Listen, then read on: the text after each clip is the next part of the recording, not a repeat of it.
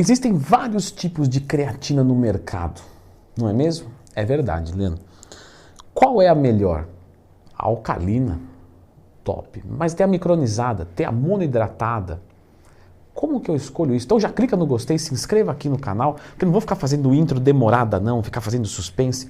Vamos logo explicar aqui sobre os tipos de creatina e qual que você vai comprar. Se você quiser investir em suplemento, pelo amor de Deus, porque hoje a gente tem que tomar um cuidado com o que fala, que está empurrando suplemento. Não, pelo contrário, não compre então. Pronto, agora vamos para o vídeo. Bom, a creatina ela é composta por 3 aminoácidos, metionina, arginina e glicina. Inclusive isso eu citei lá no meu curso de suplementação, mais informações aqui nos comentários, primeiro comentáriozinho. Então, esses 3 aminoácidos ligados formam a creatina. A creatina, ela tem naturalmente no nosso organismo, numa quantidade que nosso organismo produz, que não é tão grande, por isso que se a gente suplementa, a gente consegue estocar mais creatina no nosso músculo esquelético e com isso nós conseguimos ter alguns benefícios. O que a creatina faz? Ela faz a ressíntese do ATP, adenosina trifosfato. O que é isso? O ATP, ele é a nossa energia. Então, se a gente tivesse ATPs infinitos, nós seríamos o super-homem. Quando você está se exercitando, há uma queda de um fosfato, ou seja, o trifosfato, que tem 3 fosfatos, um cai. Fica um ADP, uma adenosina difosfato.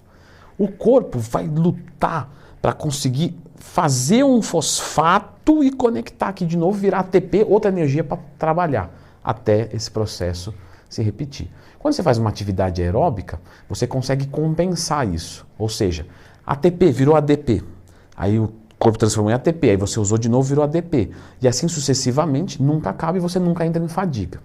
Esse é o princípio do aeróbico. Estou explicando bem por cima, tá? Princípio do anaeróbico, musculação.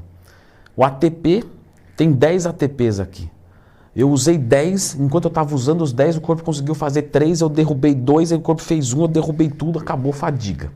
Por isso que você está ali fazendo uma rosca direta, tem que largar a barra porque não dá mais. Por quê? Essa ressíntese do ADP em ATP foi limitada. A creatina participa para a ressíntese, ou seja, você tem uma capacidade de refazer ATP um pouquinho maior. E com isso você melhora o seu desempenho. É assim que a creatina vai atuar. Ela tem uma capacidade higroscópica, ou seja, ela puxa água para ela? Sim. Onde a creatina é estocada? No músculo. Se a capacidade higroscópica é dentro da miofibrila, vai reter líquido? Não. Vai te deixar inchado? Não. Vai te deixar gordo? Não. Ou seja, se você está inchado, se você está gordo, é porque você está errando na dieta. Ou no treino, mas provavelmente mais na dieta. Logo, a creatina não irá fazer isso. Temos creatina na alimentação? Temos. Mais ou menos aí para 1,2 kg de carne vermelha, a gente vai chegar ali em 5 gramas de creatina, o que torna inviável porque estoura a cota de proteínas, por isso que a gente suplementa. Aí você vai entrar num site e vai ver que temos algumas opções de creatina. E a mais popular, sem nenhum tipo de dúvida, é a creatina monoidratada. Se não fosse a mais popular apenas, ela também é a mais barata. A creatina monoidratada, ou seja, ela tem água na composição. Quantos por cento de água, Leandrão? 12% de água e 88% de creatina. E ela é encontrada, a creatina monoidratada, em pó e ela é solúvel em água. Ela é o tipo de creatina mais estudada entre todas as creatinas. A sua eficiência é 100% garantida e ela tem o preço mais baixo entre os 3 tipos, então vamos colocar aqui os 3 tipos de creatina que nós vamos encontrar no mercado. Porém, ela passa por um processo de filtragem mais simples, o que torna a sua absorção mais lenta. Porém, para que você quer absorção rápida de creatina? A creatina que você usa durante um treinamento é a que está estocada. Logo, o estoque vem acontecendo e isso é irrelevante. Então, apresentar isso como um contra da creatina, essa aqui absorve muito mais rápido e tal, não vai mudar nada. Algumas pessoas sentem um desconforto estomacal com ela. Quem consome dose alta, tá? Normalmente 5, 10 gramas não acontece. Caso você tenha uma sensibilidade, numa dose normal aconteça com você, fica tranquilo. Quebra em 2, quebra em 3 essa dose. Fica sossegado. Ela dissolve bem água? Dissolve bem, mas às vezes fica um pouquinho no fundinho, né?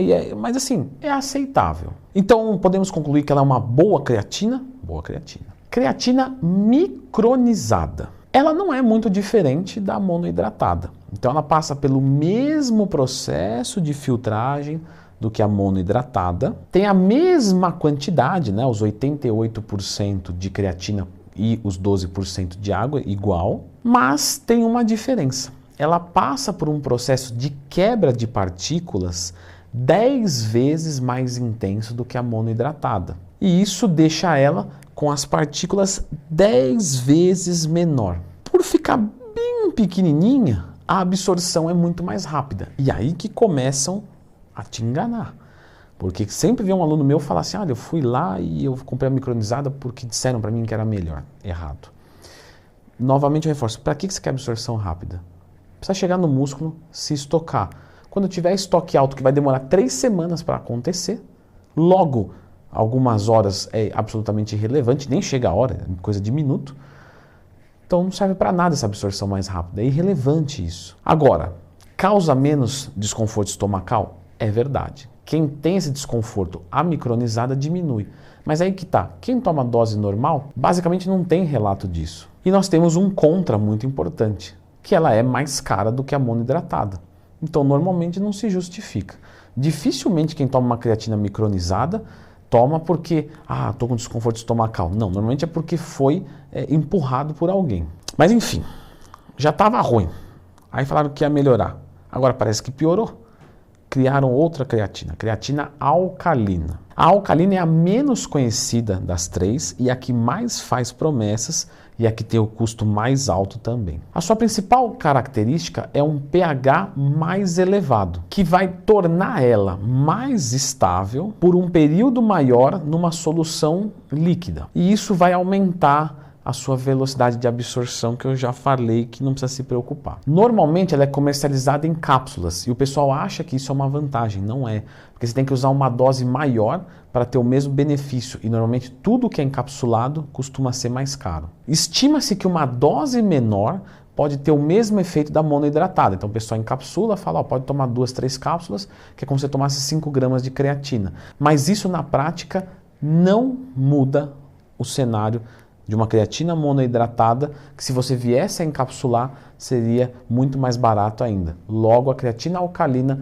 não engajou no mercado, porque justamente não tem nada que prove que ela é melhor, mais eficiente, ou que o custo-benefício seja melhor, ou seja, não oferece nada. Resumindo, você vai comprar a creatina monoidratada, porque ela é a mais estudada entre todas as creatinas. Se você sentir um desconforto que você não conseguir resolver, você pode pensar em ir para a creatina micronizada. Mas isso é muito difícil acontecer. Certo? Gostou desse vídeo? Eu tenho um outro para te indicar, que são as vezes que o mercado de suplementação enganou você. Isso já aconteceu? Aconteceu. E eu falei aqui muito revoltado, perdoe até pelo tom que eu usei nesse vídeo, mas dá uma conferida aqui.